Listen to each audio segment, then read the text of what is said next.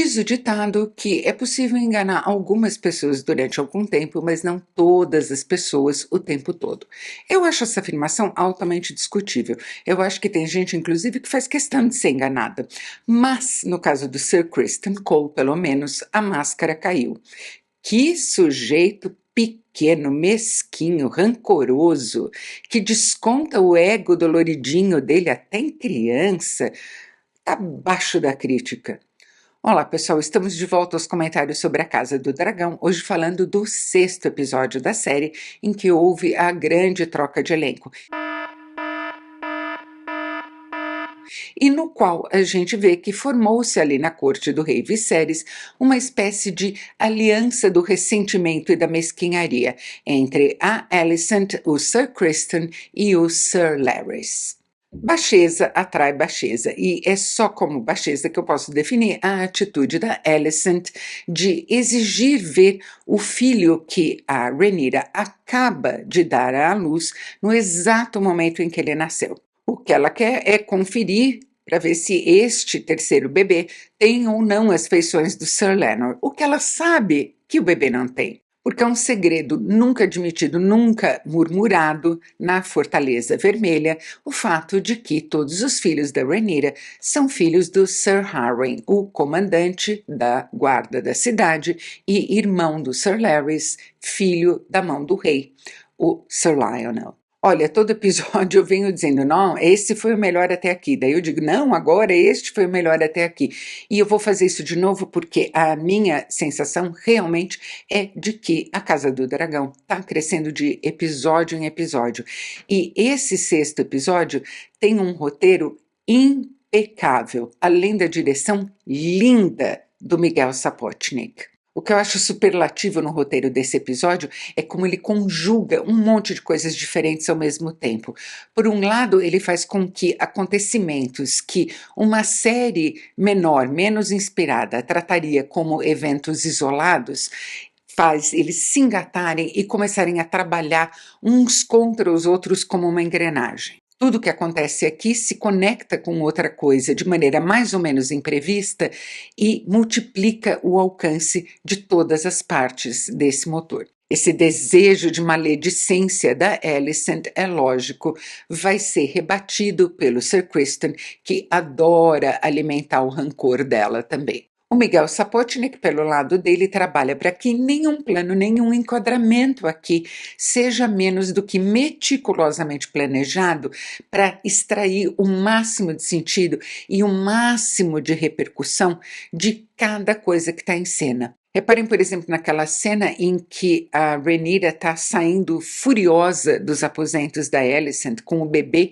que ela acabou de ter nos braços e ela vai deixando uma trilha de sangue atrás dela. Uma trilha que leva diretamente à figura do Sir Kristen Cole lá no fundo. Acho que não tem maneira mais evocativa de mostrar qual o desejo verdadeiro da Alicent e do Sir Kristen em relação a Rhaenyra.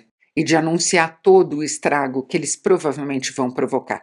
Já começaram a provocar nesse episódio. Eu acho o parto da Rhaenyra maravilhoso porque em vez de mostrar a cena clássica, ela com as parteiras trabalhando na zona de conflito, a gente fica cara a cara com ela, experimentando junto com ela toda a sensação, primeiro a dor e depois aquela alegria de estar com o filho no colo e perguntar se ele é saudável, que é a primeira coisa que uma mãe quer perguntar. A maneira como ele filma o quarto do Viserys e da Alicent, por exemplo, é com os dois à distância. O quarto está tão frio que parece que tem uma bruma nele, ele parece uma caverna.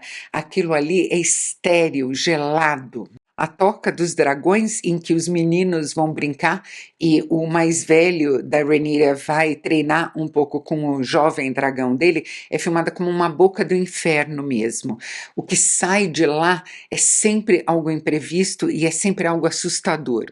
E eu achei incrível a cena em que o filho mais novo da Alicent, que ainda não tem um dragão e está meio obcecado com isso, desce até o fundo da toca e quase incinerado num Dracarys espontâneo ali. É um clima completamente diferente daquele em que o Daemon está com a mulher dele, a Lena, e as duas filhas em Pentos, num castelo, que é um clima mediterrâneo, de noites perfumadas, quase de 1001 noites mesmo. Trocando em miúdos, eu gosto demais da maneira como o desejo de maledicência da Alicent se conjuga com o rancor do Sir Criston, que vai brutalizar os dois filhos da Rhaenyra no treinamento dos meninos no pátio, fazendo o Sir Harwin, que é o verdadeiro pai deles, e todo mundo imagina isso mesmo, intervir. E como isso vai tirar das sombras esse segredo sobre o qual ninguém murmura na Fortaleza Vermelha. E como isso, por sua vez, vai se conjugar ao fato de que a Alicent, não tendo conseguido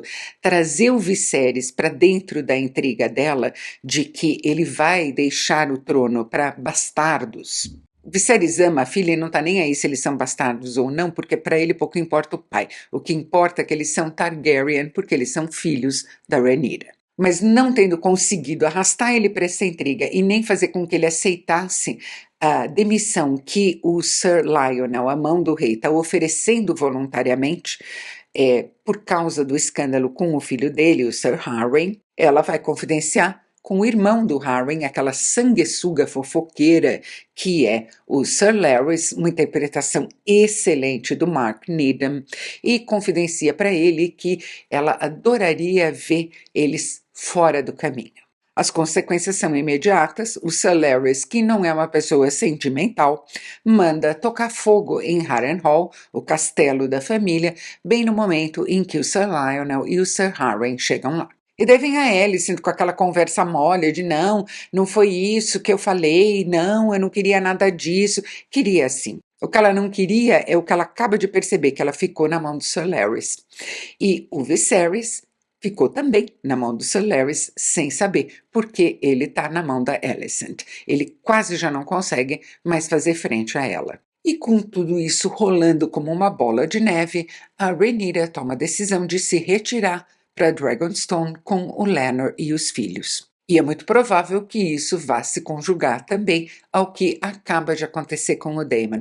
Olha, se tem uma coisa que eu gosto demais nesse episódio é a maneira como ele reverte a percepção que a gente tinha do Daemon. Ele está levando a vida da melhor maneira que ele pode com a Lena. Pode ser que o casamento não seja apaixonado, mas é um casamento afetuoso, sem sombra de dúvida. Ele gosta dela e ele é também um pai muito atencioso para as duas filhas, coisa que, francamente, a gente não imaginaria. Que contraste com um sujeito que empurra a criança no chão, né? Infelizmente, o fogo, mais uma vez, vai correr solto na vida do Daemon, né?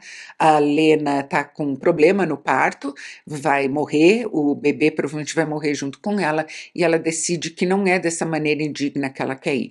Ela quer morrer como uma Targaryen.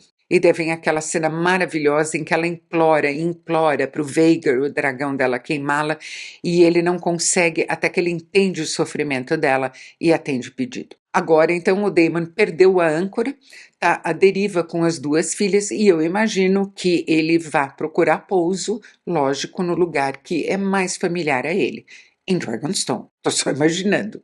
Em suma, todo esse episódio é amarrado mesmo em cima de sangue e fogo. É o mote visual e é o mote simbólico do episódio também. Desde o sangue do parto da Rhaenyra, que é um sangue bom porque nasce um bebê saudável, até o sangue em que a Lena fica coberta e é um sangue trágico. O fogo que aterroriza o filho mais novo da Alicent e o fogo que uma das filhas do Daemon tanto deseja. O fogo que consome a mãe dela, o fogo que destrói Harrenhal e qualquer perspectiva de um reencontro entre a Rhaenyra e o Sir Harwin. E eu diria que tem um tema subjacente aí a todas essas coisas, que é a maneira como as pessoas lidam com as cartas que a vida deu para elas. Uma maneira cheia de bile e de maldade, como no caso da Alicent e do Sir Criston, ou na tentativa de encontrar alguma paz, alguma alegria, como a Rhaenyra, o Laenor e o Daemon.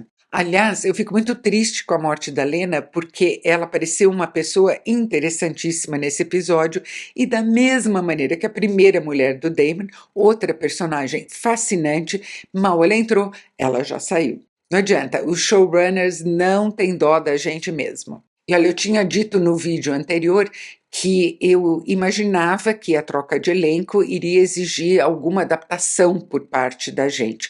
De fato, exigiu um pouco. A primeira vez em que eu vi o episódio, eu ainda estranhei um tanto. Da segunda vez, eu já fiquei completamente de boa com Emma Darcy e a Olivia Cooke. Aliás, um dado muito interessante é que o time criativo de A Casa do Dragão decidiu que a Millie Alcock e a Emily Carey não teriam nenhum contato com Emma Darcy e Olivia Cooke. Não se deixou, aliás, que elas vissem o que as outras intérpretes estavam fazendo. De começo eu achei isso estranho, mas faz todo sentido. Primeiro porque evita algo muito desconfortável e limitante para um ator, que é ter de mimetizar, ou se sentir pelo menos na obrigação de tentar mimetizar a interpretação de outro ator.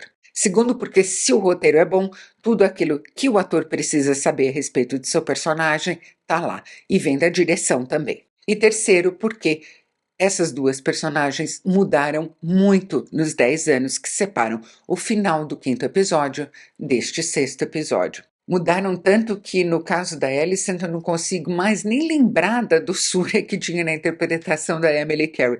Por mais que eu tenha muita pena do destino, muito cruel mesmo, da personagem, que foi entregue ao Viserys como parideira e peão político, não adianta, ela virou uma pessoa horrível. Eu olho para ela e para o Sir Criston agora e me dá até asco. E isso é outra coisa que o mundo de Game of Thrones sabe fazer como nenhum outro: criar personagens que a gente adora detestar. E agora é ver o que acontece no 7º episódio.